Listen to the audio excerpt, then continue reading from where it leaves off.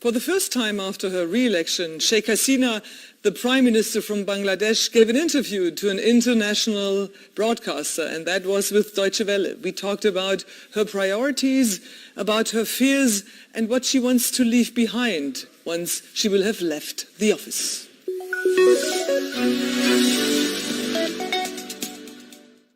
Sheikh Hasina, we are sitting here underneath a painting of your father, who is the founder of Bangladesh, Mujibur Rahman. He got assassinated in August 1975, alongside with many of your family members. But you and your sister, you stayed in Germany that very day. Has this shaped your relationship to Germany?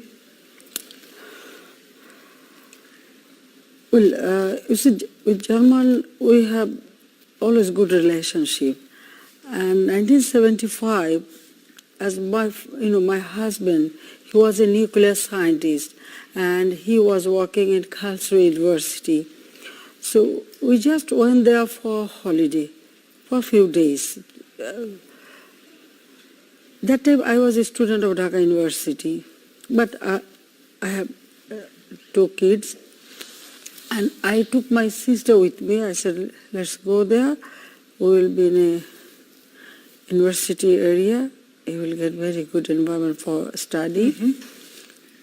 But it is unfortunate that within 15 days we heard that we have nobody. Mm. Everybody was killed except these two sisters. Yes, I appreciate German government. Immediately they inform us if we want to stay back there, they are ready to accept it. So that way you can say yes, as because we were there. So German has very special, friendly gesture to us. So you are now in office for the third term in a row, and I hear rumors that you say this might be your last term? I want to, it's, consecutive third term. Mm-hmm. And before that I was Prime Minister. Mm-hmm. So it's my fourth term. So I don't want to continue for more.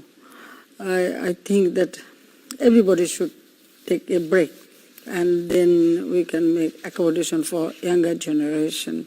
So you would say this is probably your last term? Do I understand you right? When I became Prime Minister first term, then I said, okay, I don't want to continue.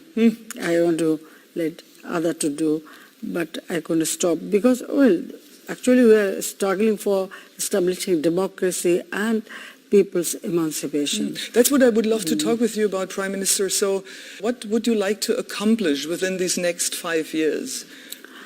Food security, accommodation, education, healthcare, job opportunity, these are basic needs. Then definitely every human being wants a better life. Then we have to ensure that. My father struggled his whole life for this people and the country. He liberated the country. He wanted to build up this country as a prosperous country, but he could do it. So I feel that this is my job. But when you're talking about establishing a democracy, there's more you want to establish. It's like freedom of speech, it's human rights, it's gender equality.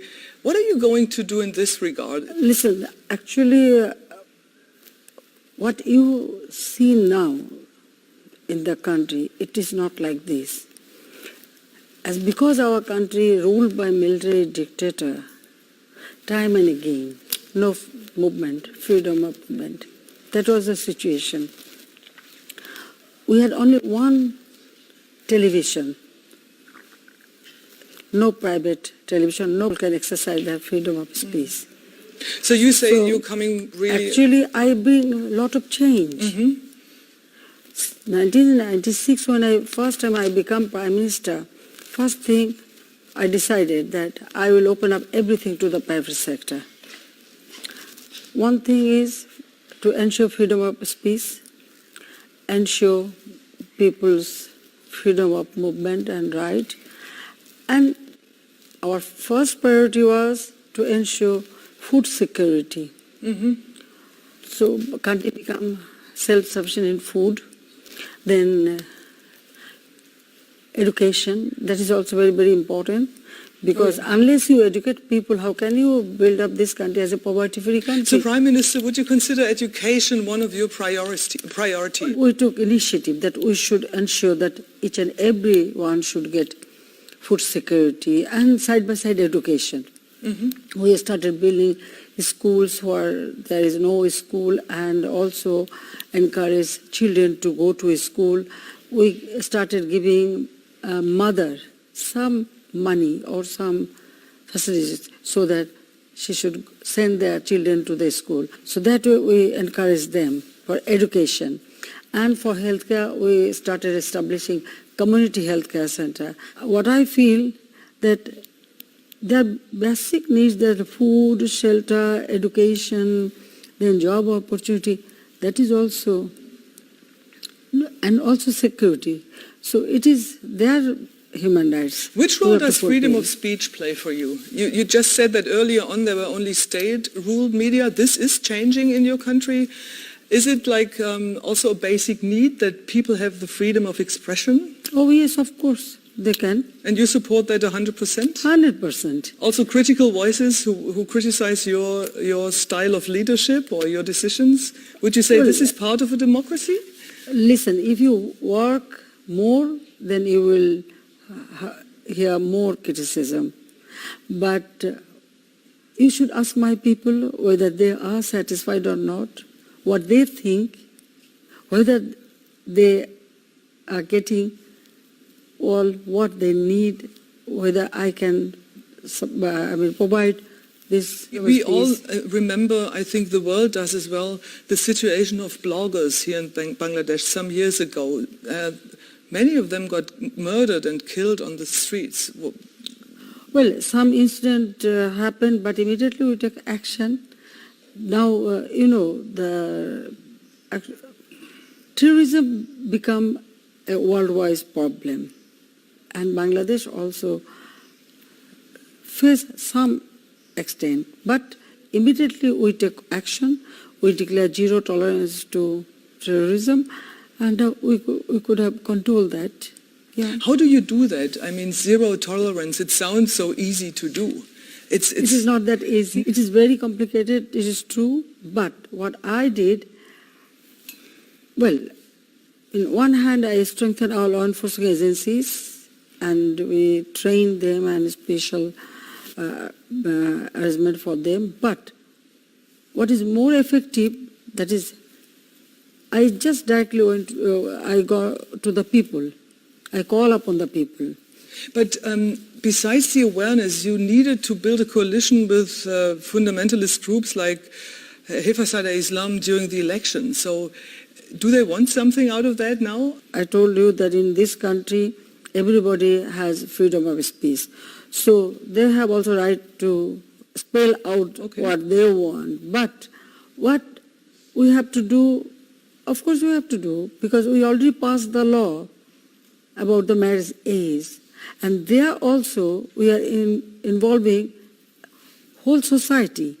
But you will fight for the right. Yes, you won't change the constitution. Only law or taking action will not solve the problem.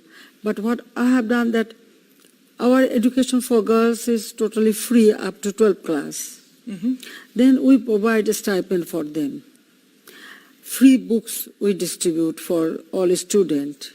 And even our primary section, the girls' enrollment is more than boys. And now parents, now they want that their children should be educated. Then we created job opportunity for girls also, because education is free. Now parents also want that his girl should, educate. So they also think that their girl should educate so that then she will get a job. So marriage is not the only aim. Opportunity for yes, girls. Actually, you have to change the mindset. In the past, parents used to think, why I should educate the girl, because one day she will get married, she will go to another family. But now they don't think that. Now they think that, yes, I should educate my girl, she will be eligible to earn money, and well, then she may get married. So that way we are bringing, change in the society gradually. Now our child marriage has reduced tremendously. So you're few fighting years. for that, I hear. Yes. It doesn't matter if anybody supported you during the election. This is something that's not negotiable for you girls, right? Of course not. Prime What I Minister- have done, and it will continue. It will. Well, I don't want to fight with them, or I don't want to spell up, I will do it. Now, what is my job? That is to keep peace in this country, a peaceful atmosphere, right? So, well, I've told you the people have every right to speak what they want to, but what is good for the country, good for the people, good for the girls, boys, or human being, that is my concern. And of course we will do that. I would like to come one more time back to the elections which just happened. Your ruling coalition won 288 out of 300 seats. That's 96%. That's nearly 100%. What happened to the opposition? Actually, you see, when you contest election, what people want to see, who is the leader, they couldn't present that. Actually, So their lack of politics is mainly there, that they couldn't present any leadership that who will run the country next. Secularism is under threat in your country. No. You wouldn't not at say all, so? no. So you're not afraid of really Islamistic forces? Islamistic forces are there, no doubt about it. But if you can see the condition, in this country we have religion harmony. Each and every religion people, they can perform their... But people get killed on the streets because of criticizing or not living conform No, it is not some true. religious ideas. No, it is not true. They got threatened. I mean, we were talking about bloggers earlier on. I mean, there's a danger in the streets, isn't it? Yes, I told you that few incidents took place, but immediately we took, a step. Then it stopped. In our country, we always create atmosphere that each and every religion, they can perform their religion faith peacefully, honorably. Secularism doesn't mean that no religion, no.